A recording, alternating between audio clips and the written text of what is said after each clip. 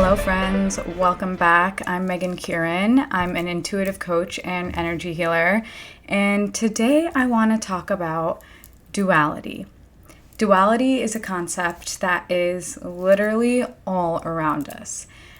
Everything in our life is opposites. We have good, bad. We have love, fear. We live in a world of opposites. And why is this important? Because as we go through any journey in life, whether you're on a spiritual journey, a healing journey, just a journey of self-discovery, we have to realize that things may not always be a straight line. Things may go up and down, and that's natural. And there's nothing wrong with that.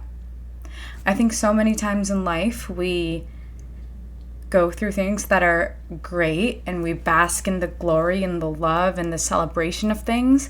And then we have the opposite where we go through things that are perhaps negative or traumatic and we don't want to feel any of that. So the reasons why opposites in general are important are because that's how we have to learn to navigate life. We have to learn to navigate life through these opposites. And when we're on this journey that we're on in life, the more we can come to a place that's neutral, the more we can come to a place in the middle, the more we're going to be able to be successful throughout any experience we have. So of course, when things are good, we want to bask in that, right? But when things are bad, we don't want to feel it. What if we can get to a place where we can feel the good and the bad equally so that we're not swayed by any of it? Picture yourself as a tree. Right? You're a strong tree. You are rooted into the ground.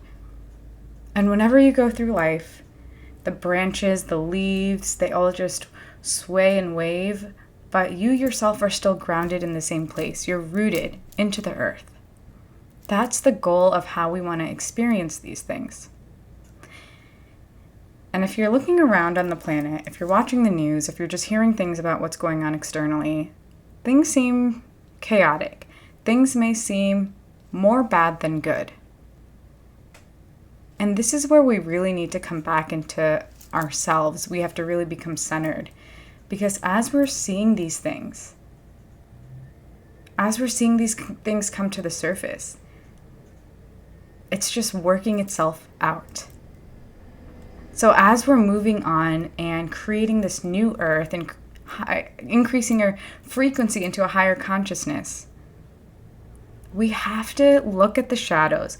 We have to look at the cobwebs, and things are illuminated in this way.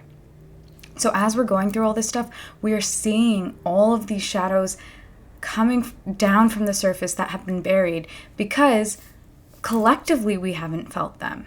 We didn't want to feel anything bad, right? We have these defense mechanisms that we have probably put up when we were young to naturally not feel things. And there's nothing wrong with that. But in order to increase our consciousness and go to a place where we're able to co-create with the universe, become master manifestors, and be sturdy in situations that are either good or bad, we have to clear out that trauma. And we have to get to a centered place. So as a collective in society, we're seeing a lot of the stuff come out because we are changing and shifting. Everything is energy. And so we have to change it in order to move on. And so the external world is literally reflecting what we're going through internally as well, because everything's a reflection. Everything is opposites, right? So as you're going through your own journey and you're having to face things that you maybe haven't dealt with, maybe memories from your childhood are coming up, maybe you're thinking of certain situations randomly, let those situations pop up and know you're working them out of your system. You're allowing yourself to feel things now that you maybe haven't in the past. And even if you don't specifically think of a situation, even if you just consciously work on meditating, journaling, moving your body, anything to just move those energies mindfully, they will tend to release and get out of your system so that you can bring in what's new. But the reason why this is important about understanding what's happening externally is because we're going through this massive shift in our consciousness. That means that we are becoming aware of things that we never have before. Some people say we're moving from the 3D to the 5D. Whatever you want to call it, things are changing. And it's all for the good. It may not look good in certain situations right now, but it's because things are clearing and changing. So as we're literally stuck between two realities, as we're literally stuck between duality, as we're literally stuck between the old version of ourselves and the new version of ourselves, we have to look inwards and become sturdy. And how do we do that? There are so many different tools, you guys, that we can do to become more mindful. And these tools are going to help us live within these dichotomies of life that are just so natural and always there. I'm going to tell you something you probably already know, but meditation is one of the biggest ways that we can be mindful. And some of you may be like, oh, shrugging your shoulders, rolling your eyes, meditating, right? I'm going to tell you that meditation does not have to look like sitting cross-legged and saying, oh, although we can start there because it can, right? One way that you can meditate is to create an altar with perhaps images of deities or ancestors or little crystals or trinkets that you adore, and have that space to sit down and close your eyes, say Om, maybe think of another mantra. You can look up some mantras online and say it 50 to 100 times. This will definitely help just center yourself by repeating something. But I want to introduce a tool called breath work. And you may roll your eyes again because you're like, Megan, that's literally just breathing. But conscious breathing is a lot different and a lot more impactful than you may think. A simple concept of breathing is something that will change your life. It changed my whole entire life when I began to start my journey on meditation. And you don't have to be anywhere specific. You can do this anywhere.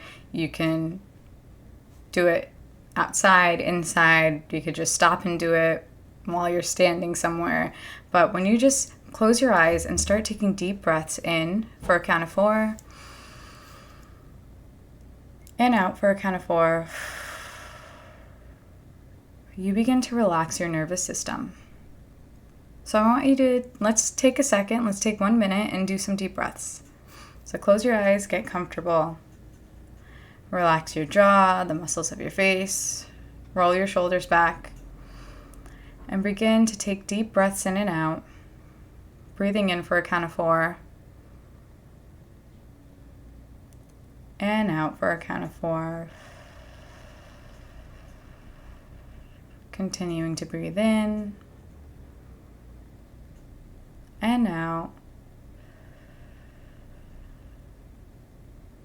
Breathing in.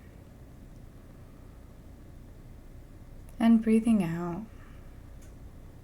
Continuing these breaths as you feel your whole body melt and relax. Breathing in and breathing out. And whenever you're ready, you can open your eyes. I'm sure we all feel a little more relaxed than we did, even if you have that monkey mind of things just running through your head. Simply breathing is going to change your life. And there are other breathing techniques as well, but meditation can just look like what we just did. Other ways to meditate, and it's all up to you, but other ways to meditate include moving your body. Going on a walk outside is so healing. Doing yoga is amazing because it incorporates the breath with the movement. Maybe tapping into your creativity, drawing, painting. And if none of that is for you, that's all cool too. Meditate while you do the dishes, while you fold the laundry. And how do you do that? You literally just focus at the task at hand. I know there could be a million thoughts that you have, but let's just focus on taking the sponge with the soap on it, rubbing the dish. Just focus on exactly what you're doing, and that is a form of meditation. Taking that shirt, putting it inside out, folding it, literally thinking about what you're doing is becoming more mindful.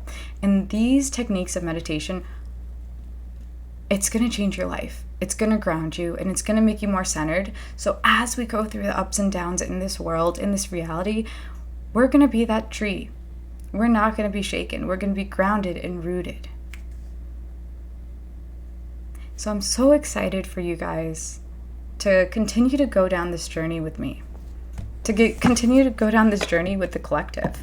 And I want to pull a card for anyone that is listening to this right now to see what additional information we need from the guides around us.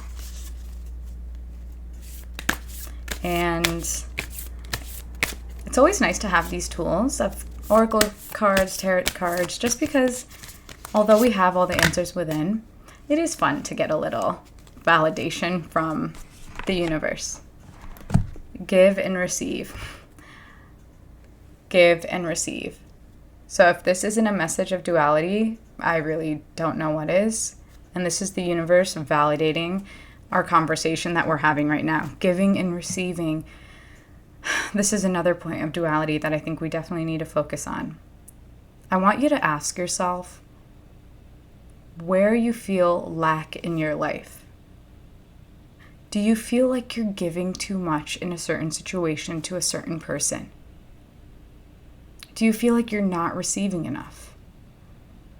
Or on the flip side, do you feel like you're taking a lot from a situation and not giving back? Mull over this for a second, maybe pause this, journal about it, just think about it, write on your notes app about it. Where in your life do you need to balance giving and receiving? And this brings duality and the concept of dichotomies into the practical world with other people. So it's not only within in our internal and external world, it's with our relationships. I think that is what this is highlighting right now, giving and receiving. It's all about how we are dealing with situations with others and ourselves in a way that is about to change. It needs to change. And you know exactly what situation in your life needs to change. There has been an imbalance, and we are trying to bring it back into balance because we are at a time in life, guys, where we are becoming these master creators, not from a place of ego, from a place of want, but from a place of destiny, from a place of co-creating with the universe and really figuring out exactly how we're going to contribute to society within our true path, within our true essence, our true nature, our higher self.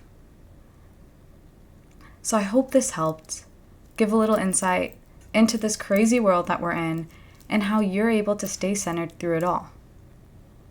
My name is Megan Kieran. I'll see you next time. Namaste.